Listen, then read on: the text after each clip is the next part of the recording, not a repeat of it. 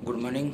मैं आपका फिजियोथेरेपिस्ट आज आपसे बात कर रहा हूँ कि कोई भी पेशेंट, कोई भी एक आदमी, औरत हो मर्द हो, अपनी तकलीफ़ को किस डॉक्टर के पास में ले जाए और वो कैसे चूज करे कि मुझे इसी डॉक्टर के पास में जाना है, इस पर आज बात करेंगे।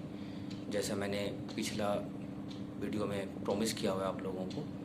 इससे पहले कोरोना के बारे में, कोरोना के प्रोटोकॉल को फॉलो करें, कोरोना के गाइडलाइंस को फॉलो करें, हैंड सैनिटाइज़र, फेस मास्क का यूज करें, बहुत ज़रूरी है। डिस्टेंस मेंटेन करें। जब भी आप अपने डॉक्टर के पास में जाते हैं तो अच्छे से डिस्टेंस मेंटेन करके रखें। अगर कोई और पेशेंट हो उस क्लिनिक में, डॉक्टर के साथ में हैंड सैनिटाइजेशन, बाकी चीज़ों का ख्याल रखें। मास्क ज़रूर पहने। आते हैं मेन टॉपिक पर। आज है एक पेशेंट कैसे चूज़ करे अपने डॉक्टर को कि मुझे इसी डॉक्टर के पास में जाना है, इसी के पास में मेरा इलाज है। दो तरीके हो सकते हैं इसके। एक तो पेशेंट अपनी तकलीफ़ बताए, उसके हिसाब से हम जा सकते हैं। दूसरा ये है, मैं आपको बताऊं कि पूरे बॉडी में टॉप टू बॉटम हम यहाँ से स्टार्ट करेंगे, हेड हेयर से नीचे तक जाएंगे बॉडी पार्ट के हिसाब से। साथ साथ में हम ये भी डिस्कस करेंगे लास्ट में कि तकलीफ़ जब पेशेंट बोलता है तो फिर उस तकलीफ़ के हिसाब से कैसे जाएंगे। स्टार्ट करते हैं बॉडी के हेड से, सर से स्टार्ट करते हैं। हेयर्स है, हेयर्स फॉल है, किसी को डैंड्रफ है, काफ़ी ईचिंग होती है, आप इसके लिए डर्मेटोलॉजिस्ट के पास में जाएंगे, स्किन के डॉक्टर के पास में जाएंगे। आपको वहाँ पर इसका अच्छा इलाज है। आते हैं हेड में। हेड में दर्द है आपको, पूरे सर में दर्द है आपको, सर के पीछे में दर्द है आपको, हाफ आधे दाएं तरफ या बाएं सज्जे या खब्बे पासे में दर्द है। यहाँ पर आपको अगर पूरे सर में दर्द है और बहुत तेज़ दर्द है और आपको नींद नहीं आ रही है, बहुत ज़्यादा अनइजनेस है, आपको इसके लिए जनरल मेडिसिन के डॉक्टर के पास में जानी चाहिए, जनरल फिजिशियन जिसे बोलते हैं।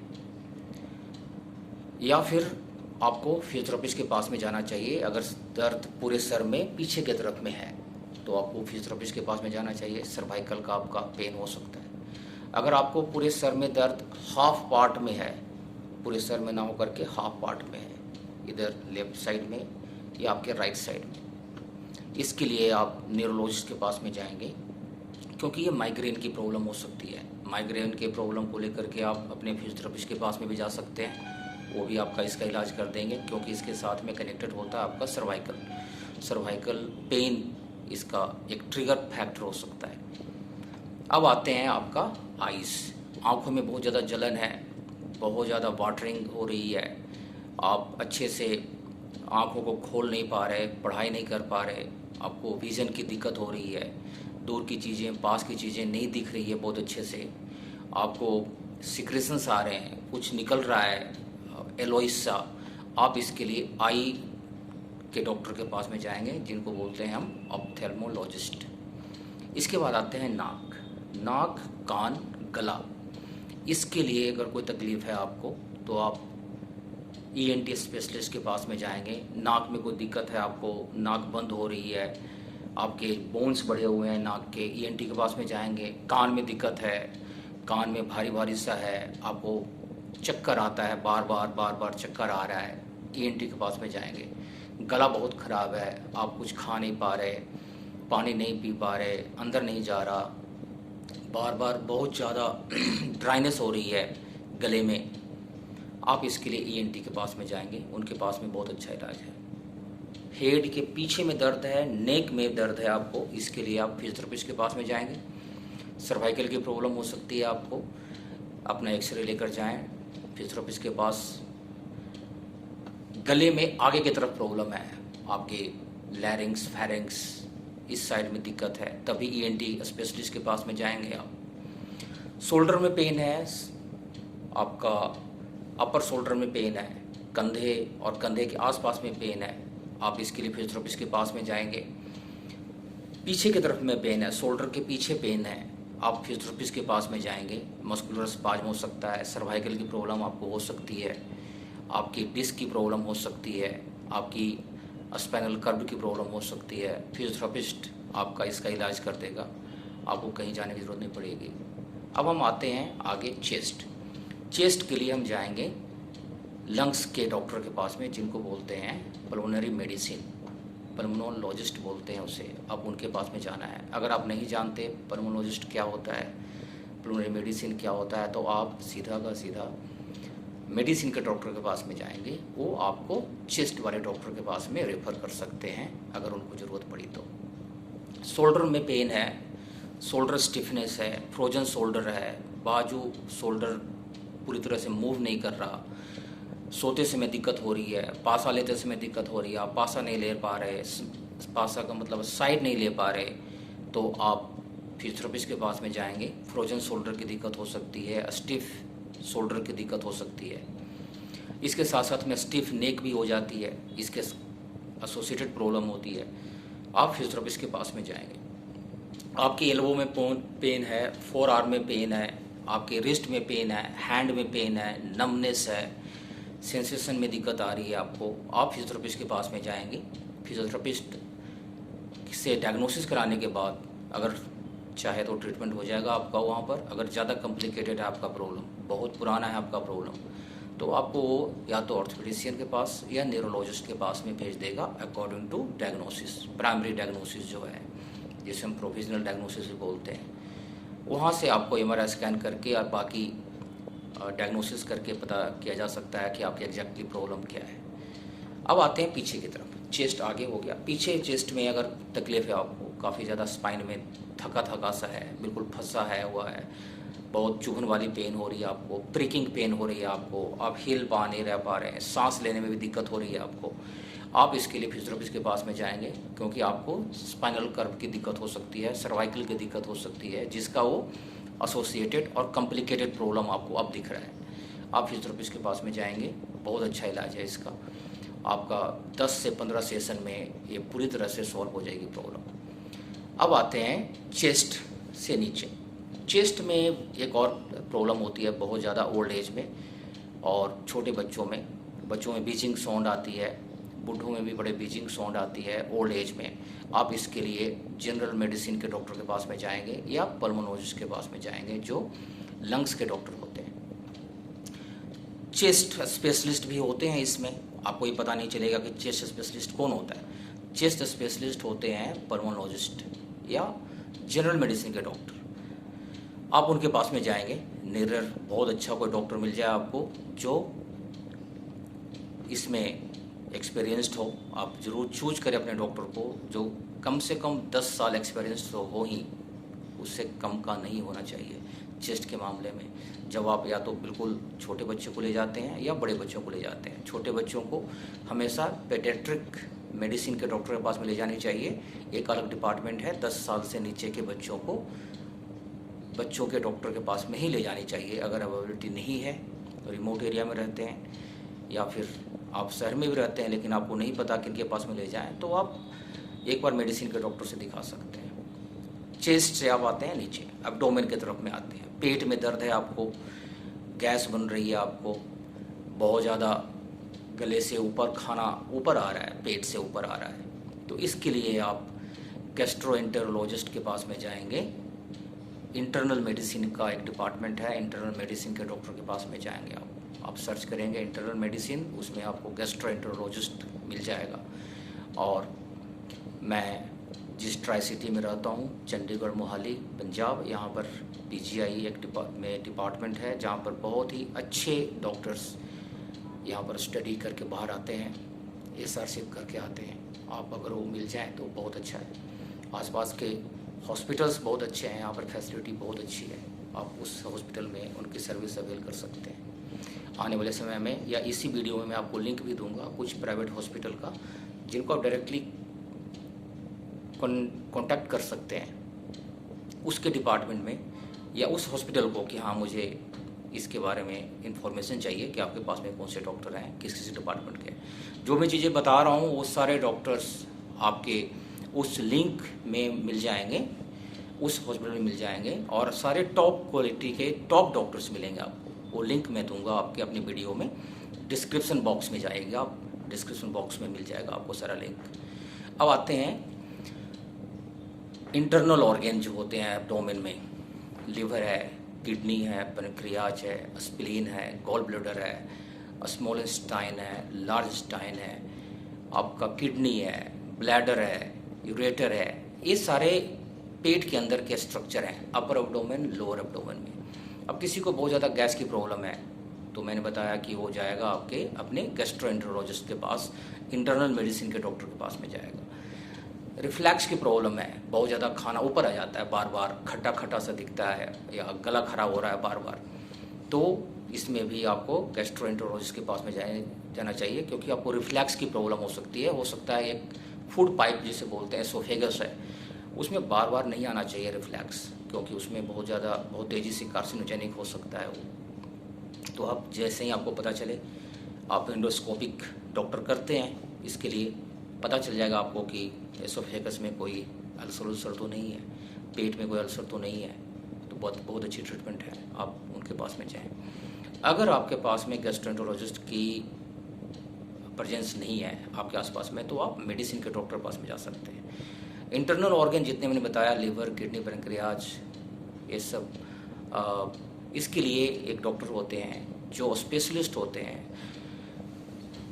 डायबिटीज़ के पेशेंट, किसी का डायबिटीज़ है तो उसको आप इंटरनल मेडिसिन के डॉक्टर होते हैं, उनके पास में जाना चाहिए। स्पेशलिस्ट होते हैं, डायबिटोलॉजिस्ट होते हैं, डायबिटिक के स्पेशल केयर के लिए होते हैं वो। जितने भी इंटरनल ऑर्गन है, डायग्नोसिस होना बहुत ज़रूरी होता है। वो डायग्नोसिस कौन करेगा? वो डायग्नोसिस करेगा आपका जनरल फिजिशियन या जनरल मेडिसिन का डॉक्टर, गैस्ट्रोएंटेरोलॉजिस्ट। ये डायग्नोसिस कर देते हैं कि आपके पेट के अंदर में जो स्ट्रक्चर हैं ये कितने अच्छे हैं। अल्ट्रासोनिक से पता चल जाता है कि ये कितना अच्छा है, कितना अच्छा काम कर रहा है आपका। अब इससे नीचे आते हैं, पेट में एक और पार्ट, सबसे नीचे के पार्ट में होता है ब्लैडर। किसी को पेशाब की दिक्कत है, पेशाब रुक रुक कर आ रही है, पेशाब बार बार आ रही है, या पेशाब हो ही नहीं रहा, रुक गया, तो आप जाएंगे यूरोलॉजिस्ट के पास में। यूरोलॉजिस्ट होते हैं जो इस तरह के प्रॉब्लम को डील करते हैं। आप यूरोलॉजिस्ट की जगह पर जनरल सर्जन के पास में जा सकते हैं, जनरल सर्जरी के वाले डॉक्टर के पास में जा सकते हैं इसके लिए, लेकिन स्पेशलिस्ट होते हैं यूरोलॉजिस्ट। अब आते हैं कमर में, लोअर बैक में प्रॉब्लम है आपको, इसके लिए आप फिजियोथेरेपिस्ट के पास में जाएंगे। डिस्क की प्रॉब्लम है जिसे बोलते हैं, लोअर बैक में डिस्क की प्रॉब्लम है, L4 L5 बहुत कॉमन साइट है जहाँ पर डिस्क आपके ख़राब हो जाते हैं, तो इसके लिए आप जाएंगे फिजियोथेरेपिस्ट के पास। फिजियोथेरेपिस्ट आपका इसका पूरा इलाज कर देगा। और अगर कॉम्प्लिकेटेड होगा आपका केस कि आपकी कोई बल्ज है, कोई नर्व कंप्रेस्ड है, कोई आपकी पुरानी फ्रैक्चर है जो जिसके कारण से आपकी पोस्चर ख़राब हो गई है, स्कोलियोसिस है जिसमें आपको रिकन्स्ट्रक्शन सर्जरी करने की ज़रूरत पड़ जाती है लंबे समय के बाद, 8-10 साल आपकी प्रॉब्लम रही तो फिर फिजियोथेरेपिस्ट आपको अपने कंसर्न डॉक्टर, अपने नॉन डॉक्टर जिसको आप इजीली अवेल कर सकते हैं, ऑर्थोपेडिशियन के पास में भेज देगा। हिप की प्रॉब्लम होती है, कमर से नीचे आ जाएं, हिप की जिसको चूड़ा बोलते हैं, चूड़े की प्रॉब्लम होती है, उसके लिए आप फिजियोथेरेपिस्ट से मिलें, बताएं उनको क्या तकलीफ़ है, कहाँ पर तकलीफ़ होती है। अगर कॉम्प्लिकेटेड है, आपकी कोई दिक्कत आ रही है, तो फिर ऑर्थोपेडिशियन के पास में रेफ़र कर देंगे आपको फिजियोथेरेपिस्ट। टेल बोन की प्रॉब्लम फीमेल्स में बहुत ज़्यादा होती है जो बिल्कुल लीन एंड थीन है, तो उसके लिए आप सीधा का सीधा फिजियोथेरेपिस्ट के पास में आएँ, कोई फीमेल फिजियोथेरेपिस्ट को ढूंढें जो आपको अच्छे से उसका इलाज कर पाएँ। बहुत ही अच्छी इलाज है और बहुत जल्दी रिलीफ भी मिलती है। अब आ जाते हैं थाई में पेन बहुत ही अनकॉमन है और इसका रेफरल पेन जा सकता है। थाई के पीछे वाले एरिया में रेफरल पेन जाती है, साइटिका की जाती है। नी जॉइंट में अगर प्रॉब्लम है आपको, ऑस्टियोआर्थराइटिस है आपको, पटेला की प्रॉब्लम है, चपनी आपके दुख रहा है काफ़ी ज़्यादा, चपनी से बिल्कुल पीछे की तरफ में आपको काफ़ी प्रॉब्लम है, आपका घुटना बेंड नहीं हो रहा, नी बेंड नहीं हो रहा, तो आप फिजियोथेरेपिस्ट के पास में आएँ। बहुत ज़्यादा सूजन है, बहुत ज़्यादा पानी जैसा फील होता है, तो आप इसके लिए फिजियोथेरेपिस्ट के पास में आएँ। प्राइमरी डायग्नोसिस करने के बाद अगर ज़रूरत पड़ी तो वो आपको ऑर्थोपेडिशियन के पास में भेज देंगे। ऑर्थोपेडिशियन इनका अच्छा इलाज जानते हैं, वो इसमें एक्सपर्ट होते हैं। कोई प्रोसीजर करते जब हैं ऑर्थोपेडिशियन, उसके बाद तुरंत उसके बाद आप ऑर्थोपेडिशियन को इंसिस्ट करें कि मुझे फिजियोथेरेपिस्ट को भेजो मेरे पास, या फिर आप बताएं मुझे सेशन लेना है उसके लिए। क्योंकि कोई प्रोसीजर करने के बाद आपको फिजियोथेरेपी से मिलना बहुत ज़रूरी है, अपने जॉइंट्स को बचाने के लिए, उसका केयर करने के लिए, अपने पोस्चर को ठीक करने के लिए। नी जॉइंट से नीचे आते हैं लेग में पीछे की तरफ पिंडली होती है, पिंडली में वेन्स की प्रॉब्लम होती है जिसके वेरिकोज वेन बोलते हैं। बहुत बड़ी कोई प्रॉब्लम नहीं है, आप इसके लिए भास्कुलर सर्जन से मिल सकते हैं, सर्जरी के डॉक्टर से मिल सकते हैं। वेन्स आपके फूल जाते हैं क्योंकि उसमें वाल्व होता है जो बैक फ्लो को रोकता है। वेन्स का काम होता है बॉडी के ब्लड को हार्ट की तरफ ले आना, वापस जो जाने का सिस्टम होता है उसमें वाल्व लगा होता है, वाल्व होते हैं, वो वाल्व खराब हो जाते हैं, इन्फेक्टेड हो जाते हैं। उसका बहुत ही अच्छा इलाज है, आप इन डॉक्टरों से मिलें, फिजियोथेरेपिस्ट से ज़रूर मिलें, क्योंकि इसका प्राइमरली इलाज फिजियोथेरेपिस्ट के पास में होता है, जिसे कंजर्वेटिव ट्रीटमेंट बोलते हैं, जो नॉन इन्वेसिव होता है, जिसमें आपको कोई मेडिसिन की ज़रूरत नहीं है, कोई प्रोसीजर की ज़रूरत नहीं है। फिजियोथेरेपिस्ट आपको IFT टेंस दे सकता है, उसमें डायथर्मी हीट दे सकता है जिससे आपकी सूजन कम हो जाएगी, पेन कम हो जाएगी। स्टॉकिंग दे सकता है जिससे आपकी सर्कुलेशन प्रॉपर हो जाएगी, शायद आपको किसी और के पास में जाना ना पड़े। स्टॉकिंग देने के बाद, स्टॉकिंग देने के बड़े तरीके होते हैं, कितने प्रेशर का स्टॉकिंग देना है आपको, कितनी लेंथ का स्टॉकिंग देना है आपको, बिलो नी देना है, अबम नी देना है, हिप तक देना है, हिप जॉइंट तक देना है, थाई तक देना है, एंकल तक देना है, ये डिसाइड करता है फिजियोथेरेपिस्ट। क्योंकि स्टॉकिंग तो ऐसे मार्केट में बहुत आती है, लोग ऐसे लेकर के पहन लेते हैं, उसका इफेक्ट अच्छा नहीं आता, क्योंकि वो इवन की सपोर्ट करने के बजाय उसके जो कॉर्नर्स इंट्स होते हैं वो आपके वेन्स को रोक देते हैं, तो फ्लो और ख़राब हो जाता है। अब नीचे आते हैं, फुट पेन है आपको, फ्लैट फीट है आपके, फ्लैट फुट में आर्चेस नहीं है, आप सीधा का सीधा फिजियोथेरेपिस्ट से मिलें, सिर्फ फिजियोथेरेपिस्ट के पास में इसका इलाज है। फेसियाइटिस है आपको, नीचे में तरफ पेन होता है, कैल्केनियस स्पर हैं आपका, जैसे बोन्स बढ़ गया, उसके लिए आप फिजियोथेरेपिस्ट से मिलें, आपको इसमें बहुत ही अच्छा इलाज है। 15-20 दिन का सेशन है, कंटिन्यूअस लें, कॉन्ट्रास्ट बात करें, अल्ट्रासोनिक करवाएं फिजियोथेरेपिस्ट से, IFT लगाएं, इसमें लेजर थेरेपी आजकल आई हुई है, ये करवाएं, फुट के पेन आपकी ठीक हो जाएगी। सेम प्रॉब्लम बच्चों में भी होती है, बच्चा सो नहीं रहा, छोटा बच्चा है 1 साल का, सो नहीं रहा, गैस की प्रॉब्लम है, बहुत ज़्यादा रो रहा है, आप उसको बच्चों के डॉक्टर, पेडियाट्रिक मेडिसिन या पेडियाट्रिक न्यूरोलॉजिस्ट जो आपके आसपास में हैं उनके पास में ले जाना चाहिए, क्योंकि बच्चों में ये डायग्नोसिस बड़ा मुश्किल से, क्योंकि बच्चा बता नहीं सकता कि मुझे दर्द कहाँ पर है, तो कंसर्न डॉक्टर से आपको मिलना पड़ेगा उसके लिए। तो उसके लिए बेहतर होता है कि आप बच्चों के डॉक्टर के पास में जाएं, अवेलेबिलिटी नहीं है तो आप जनरल फिजिशियन या मेडिसिन के डॉक्टर के पास में ही जाएंगे, और किसके पास। बच्चों में सेरेब्रल पाल्सी की प्रॉब्लम होती है जो डायग्नोज हो जाती है आफ्टर डिलीवरी, डॉक्टर्स आपको बता देते हैं डिलीवरी के बाद कि ये बच्चा थोड़ा सा लेट चलेगा, लेट बैठेगा, आप इसको फिजियोथेरेपी करवाएंगे, तो आप इस बात को बिल्कुल ना भूलें, आपको किसी भी हालत में बच्चे को 3 साल तक फिजियोथेरेपी रिहैबिलिटेशन करवानी है, ऑक्यूपेशनल थेरेपी भी करवाना है। ऑक्यूपेशनल थेरेपी एक अलग डिपार्टमेंट है जिसमें ऑक्यूपेशनल थेरेपिस्ट होते हैं जो आपको एक्टिविटी से रिलेटेड काम चीज़ों को बताते हैं। बच्चों के केस में फिजियोथेरेपिस्ट बहुत इंपॉर्टेंट रोल प्ले करता है, बच्चों के माइलस्टोन को नॉर्मल करने में, उसको सही टाइम पर बैठ पाए, सही टाइम पर